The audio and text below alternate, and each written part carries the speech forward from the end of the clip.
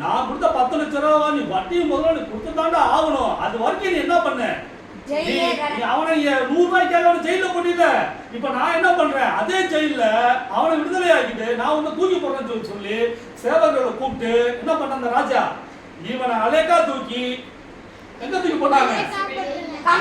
ஜெயில போய் அங்கதான் எல்லாமே அந்த அந்த சின்னோடு ஒரு 10க்கு 10 இடம்னா அந்த இடத்துல எல்லாமே அமர்த்திக்கணும். அப்படிப்பட்ட ஒரு கொடுமையான ஜெயில இந்த ராஜா என்ன பண்றாரு?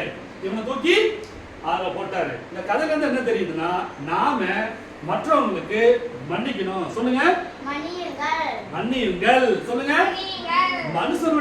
மனுஷனுடைய தப்பிதங்களை சொல்லுங்க அவர்களுக்கு நீங்கள் மன்னித்தால் உங்கள் பரமபிதாவும் ஓகே நம்முடைய பரமபிதாவும் உங்களுக்கு மன்னிப்பார்.